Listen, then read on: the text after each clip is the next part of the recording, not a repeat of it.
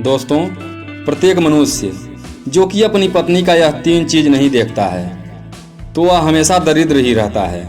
उसके जीवन में सफलता कोसों दूर रहती हैं और घर में क्लेश बना रहता है। माता लक्ष्मी तो ऐसे मुख मोड़ लेती हैं कि जैसे उससे बड़ा पापी धरती पर कोई है ही नहीं। दोस्तों, आखिर वह कौन सी 3 चीज़ें होती हैं जिन्हें प्रत्येक पुरुष को अपनी पत्नी की अवश्य देखना चाहिए?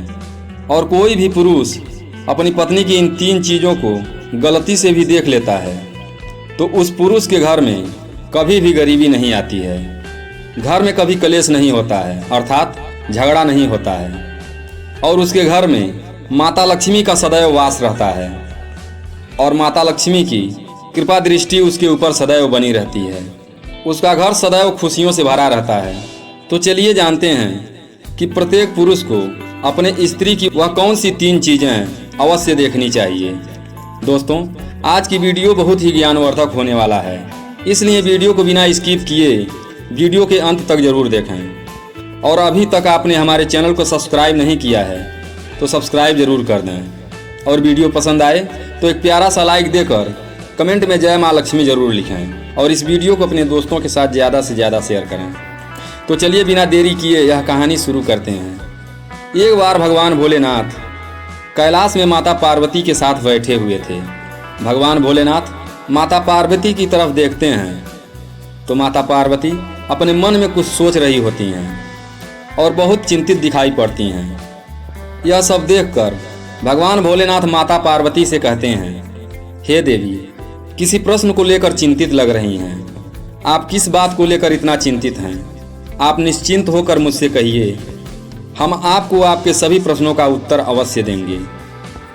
भगवान भोलेनाथ के बातों को सुनकर माता पार्वती उनसे कहती हैं, हे स्वामी, आज मेरे मन में एक विचित्र प्रश्न उठ रहा है और मेरा वह प्रश्न यह है कि स्त्री की वह कौन सी 3 चीज़ें होती हैं जिसे प्रत्येक पुरुष को अपनी पत्नी की अवश्य देखना चाहिए और जिसे देखने वाला व्यक्ति कभी भी गरीब नहीं रहता है। तब भगवान भोलेनाथ कहते हैं, आपका यह प्रश्न सच में अत्यंत विचित्र है किंतु समस्त मनुष्यों के लिए उपयोगी भी है और आज आपने अपने इस प्रश्न को पूछकर पूरी मानव जाति का उद्धार कर दिया है।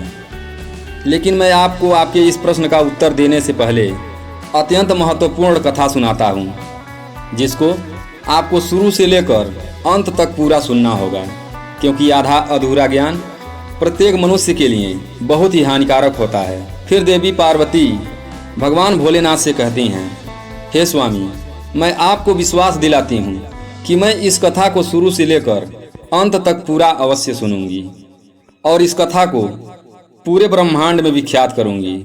दोस्तों, आगे भगवान भोलेनाथ माता पार्वती से कहते हैं, हे देवी, एक समय की बात है, किसी नगर में एक किसान रहता था। वह बहुत ही बेहद गरीब था। उसके घर में खाने पीने की कोई सामान तक नहीं थी, यहाँ तक कि उसे पहनने के लिए भी कोई वस्त्र नहीं थे। वह एक वस्त्र को पहनता था, वह केवल एक ही वस्त्र को पहनता था। उसकी पत्नी बहुत सुंदर थी और वह अपनी पत्नी से बेहद प्रेम करता था, किंतु उसकी पत्नी को अपनी सुंदरता पर बहुत अहंकार था और अपने इसी अहंकार के कारण वह घर में अपनी ही मनमानी किया करती थी। इसलिए वह किसान ज़्यादा परेशान रहने लगा, क्योंकि अब उसकी पत्नी उससे बात बात पर लड़ाई झगड़ा करने लगी थी। इसी तरह से उसके घर में प्रतिदिन क्लेश होने लगे थे। उसकी पत्नी उसे ताने भी मारने लगी थी। उसकी पत्नी उसे ताने मारते हुए कहती थी कि तुम्हारे पास तो कुछ भी नहीं है, तुम तो कंगाल हो, पता नहीं मैंने तुमसे विवाह कैसे कर लिया। इस घर में ना तो पीने के लिए पानी है, ना ही भोजन की सामग्री और ना ही पहनने के लिए कोई वस्त्र है। मैं करूं तो क्या करूं? तुम तो अब कोई कार्य भी नहीं करते हो। अपनी पत्नी की ऐसी बातों को सुनकर उस किसान को बहुत बुरा लगता था, लेकिन उसे समझ में नहीं आ रहा था उसके साथ ऐसा क्यों हो रहा है। इसलिए वह किसान बहुत ही चिंतित रहने लगा और उसका मन किसी भी कार्य में नहीं लग रहा था। फिर धीरे धीरे उसे और भी गरीबी का सामना करना पड़ा, इसलिए उसे अपने सभी खेतों को भी बेचना पड़ गया। लेकिन अभी भी उसकी गरीबी में कोई सुधार नहीं आ रहा था, जिसके कारण से वह बहुत परेशान रहने लगा। एक दिन की बात है, वह किसान अपने किसी कार्य से कहीं जा रहा था कि तभी अचानक उसने देखा कि एक महात्मा जी अपने आश्रम के समीप बैठे ध्यान साधना में लीन हैं। तब वह किसान अपने मन में कुछ सोचने लगता है कि यह महात्मा जी मुझे कोई दिव्य पुरुष जान पड़ते हैं, क्यों ना मैं इनके पास चलकर देखूं कि शायद यह महात्मा जी मेरी समस्याओं से छुटकारा दिला दें। इतना सोचकर वह किसान उस महात्मा जी के पास पहुंच जाता है और अपने दोनों हाथ जोड़कर बहुत जोर जोर से रोने लगता है। तब कुछ देर बाद वे महात्मा जी अपनी आंखें खोलते हैं और देखते हैं कि उनके सामने एक युवक बैठा हुआ है जो कि बहुत जोर जोर से रो रहा है और रोते ही जा रहा है।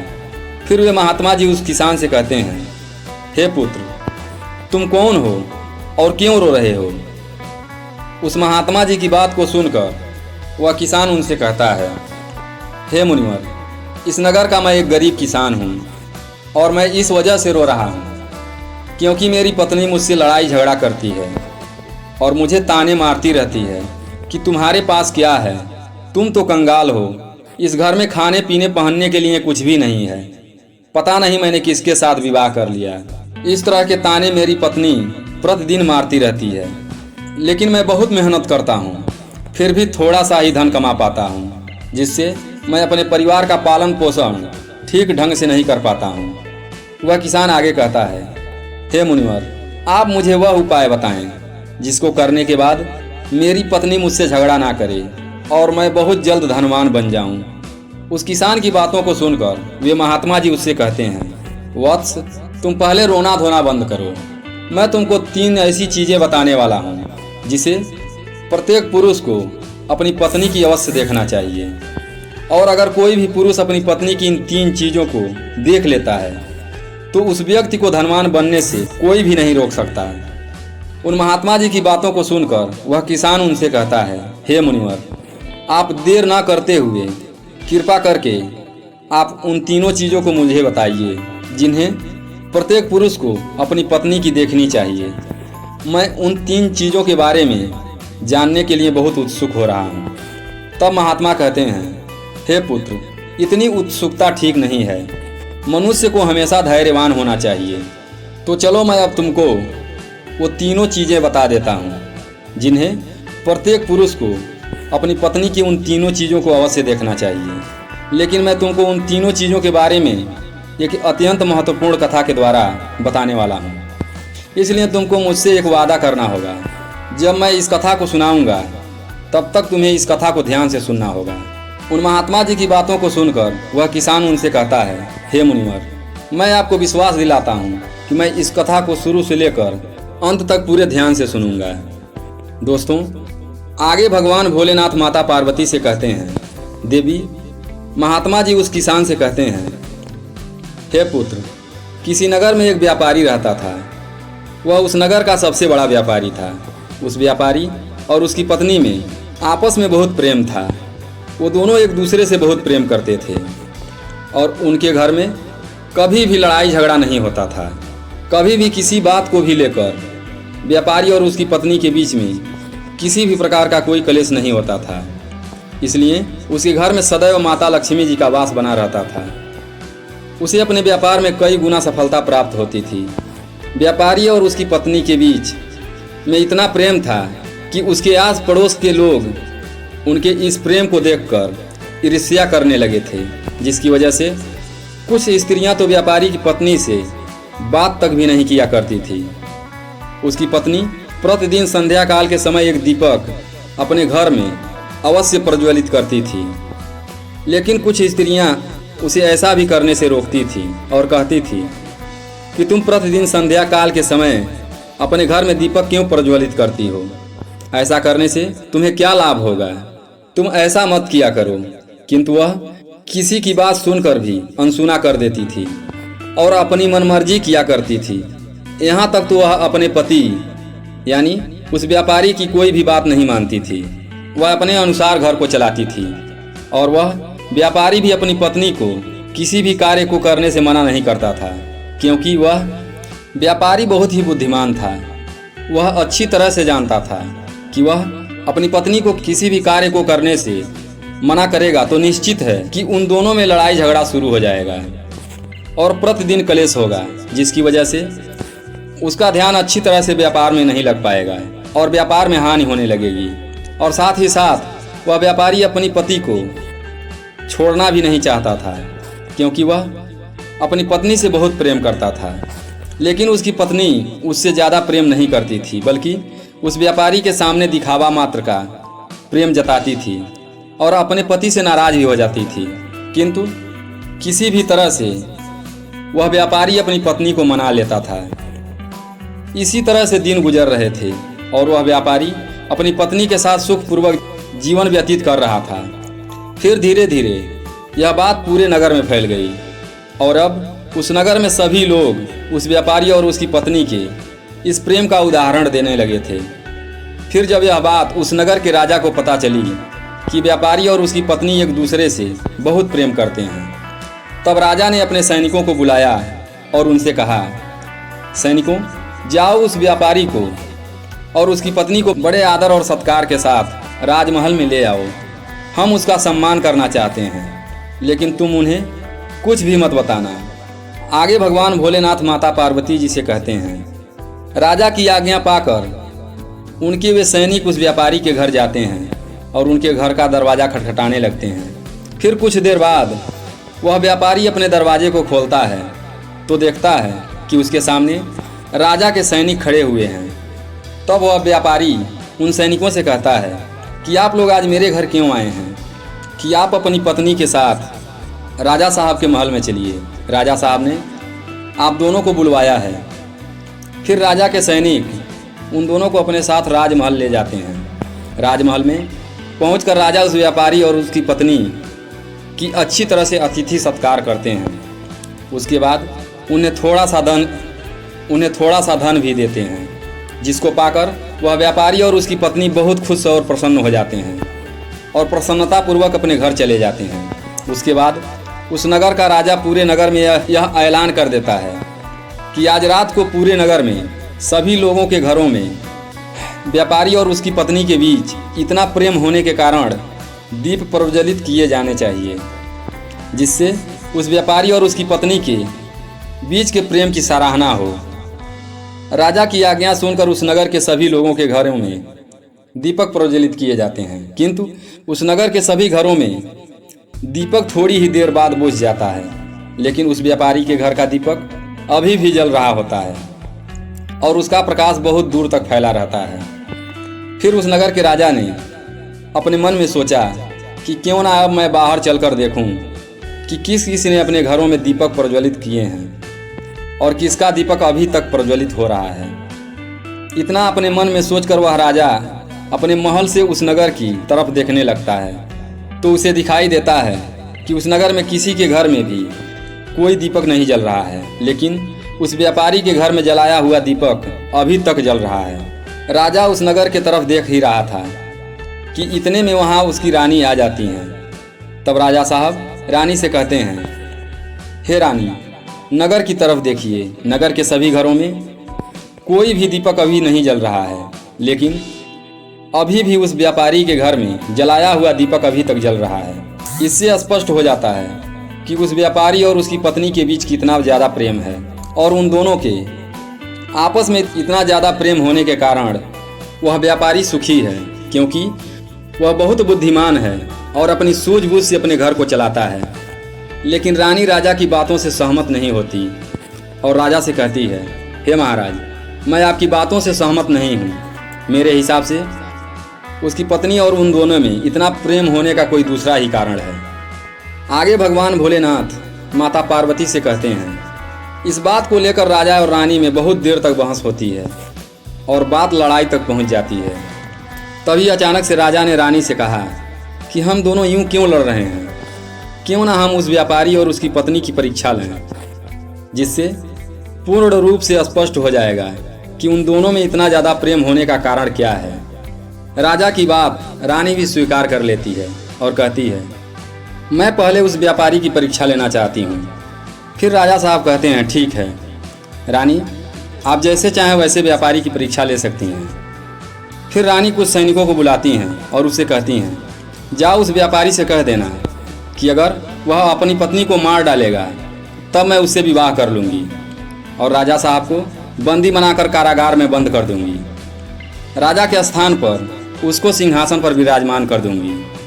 रानी का आदेश पाकर वे सैनिक उस व्यापारी के घर पर पहुँचते हैं। शाम होने वाली थी और व्यापारी की पत्नी कहीं गई हुई थी, लेकिन वह व्यापारी घर में ही था क्योंकि वह थोड़ा सा बीमार पड़ गया था।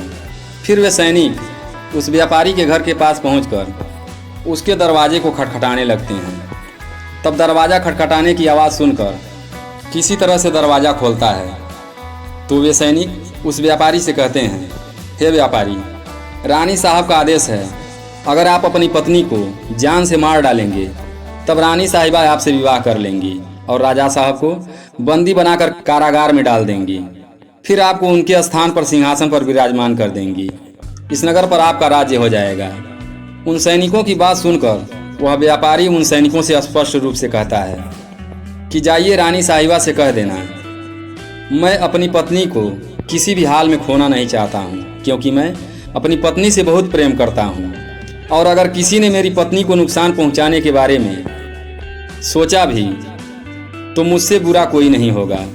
और बात रही रानी साहिबा से विवाह करने की, तो आप रानी साहिबा से कह दीजिएगा कि मैं उनसे किसी भी हाल में विवाह करने के लिए तैयार नहीं हूँ, चाहे मुझे अपना सिंहासन ही क्यों ना दे दें। मैं अपनी पत्नी का स्थान किसी को भी नहीं दे सकता हूँ। फिर उस व्यापारी की बातों को सुनकर वे सैनिक राजमहल वापस पहुँच जाते हैं और रानी को उस व्यापारी द्वारा बताई गई बातों को बता देते हैं।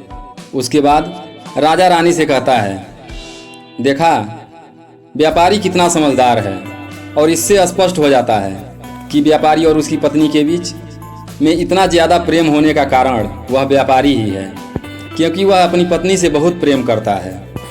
राजा की बात सुनकर रानी राजा से कहती हैं, आप यह कैसे कह सकते हैं, आपने अभी तक उस व्यापारी की पत्नी की परीक्षा तो ली ही नहीं।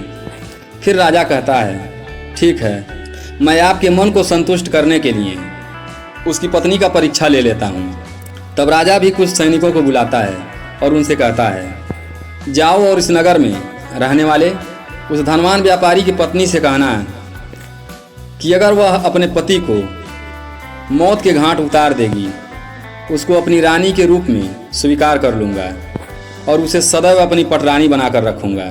दोस्तों, आगे भगवान भोलेनाथ माता पार्वती जी से कहते हैं, देवी, वे महात्मा उस किसान से कहते हैं, हे पुत्र, वे सैनिक उस व्यापारी के घर की तरफ जा ही रहे होते हैं कि रास्ते में उनकी मुलाकात व्यापारी की पत्नी से हो जाती है। और जब व्यापारी की पत्नी उन सैनिकों के पास पहुंच जाती है तब वे सैनिक उस व्यापारी की पत्नी से कहते हैं, राजा साहब ने आदेश दिया है कि अगर आप अपने पति को मृत्यु के घाट उतार देंगी तब राजा साहब तुमसे विवाह कर लेंगे और तुम्हें पटरानी बनाकर रखेंगे।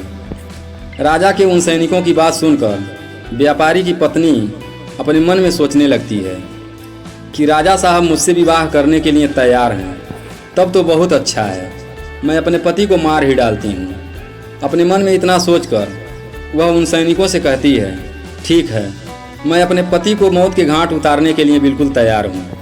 तब वे सैनिक उससे कहते हैं, लेकिन राजा साहब को इस बात का पता कैसे चलेगा कि तुमने अपने पति को मौत के घाट उतार दिया। फिर वह व्यापारी की पत्नी उन सैनिकों से कहती है, संध्या काल के समय में मैं प्रतिदिन दीपक जलाती हूँ, उसके थोड़ी देर बाद मैं अपने पति को मौत के घाट उतार दूंगी और राजा साहब को संध्या काल का वह दीपक बुझाकर इशारा दे दूंगी।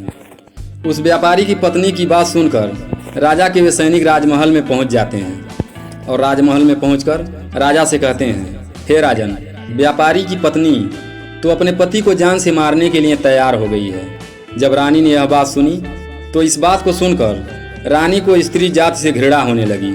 फिर राजा ने रानी से कहा कि यह समय ज़्यादा सोचने समझने का नहीं है, हमें उस व्यापारी की जान बचानी चाहिए, क्योंकि उसकी पत्नी बहुत ही निर्दयी है, वह निश्चित ही अपने पति को मौत के घाट उतार देगी। आज हमारी वजह से उस व्यापारी के प्राण संकट में हैं। फिर राजा तुरंत उन सैनिकों से कहता है कि जल्दी से जाओ और उस व्यापारी की पत्नी से कह देना कि वह व्यापारी को ना मारे। राजा का आदेश पाकर वे सैनिक दौड़ते हुए व्यापारी के घर पर पहुंच जाते हैं तो देखते हैं कि उस व्यापारी की पत्नी ने अपने पति को दिन में ही मौत के घाट उतार दिया। तब वे सैनिक व्यापारी की पत्नी को डांटते हुए कहते हैं कि तुमने तो हमसे कहा था कि तुम व्यापारी को शाम को मौत के घाट उतारोगी, लेकिन तुमने व्यापारी को दिन में ही क्यों मार डाला। राजा के उन सैनिकों की बात सुनकर उस व्यापारी की पत्नी उनसे कहती है, मुझे तो अपने पति को मारना ही था और मैं इसे बहुत पहले ही मारना चाहती थी, परंतु कोई सही मौका नहीं मिला, इसीलिए मैं अपने पति को कभी मार ही नहीं पाई और मैंने सोचा कि दिन में पति को मार देती हूँ और दीपक शाम को बुझा ही दूंगी। व्यापारी की पत्नी आगे कहती है, सैनिकों, मैंने अपने पति को मौत के घाट उतार तो दिया है, क्या अब राजा साहब मुझे अपनी रानी बनाएंगे। तब उन सैनिकों ने कहा, यह तो तुम खुद चलकर देख लो और राजा साहब से ही पूछ लो।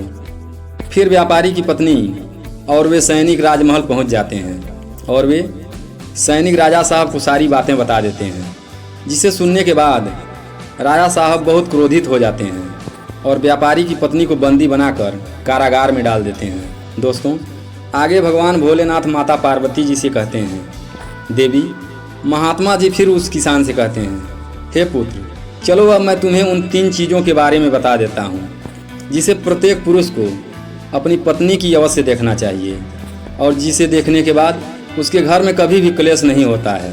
तो पहली चीज़, अपनी पत्नी की यह देखनी चाहिए कि पत्नी कहाँ आ रही है और कहाँ जा रही है, किससे मिल रही है और किससे बात कर रही है। जो भी पुरुष अपनी पत्नी की इस चीज़ को देखता है तो उसके घर में कभी क्लेश नहीं होता है और उसका अपनी पत्नी पर नियंत्रण भी होता है। दूसरी चीज़, प्रत्येक पुरुष को अपनी पत्नी की अवश्य देखना चाहिए, वह है बोलचाल। प्रत्येक पुरुष को अपनी पत्नी की बोलचाल की भाषा देखना चाहिए कि उसके बोलचाल की भाषा कैसी है और अपने पति की बात मानती है कि नहीं, उसकी इज्जत करती है या फिर नहीं।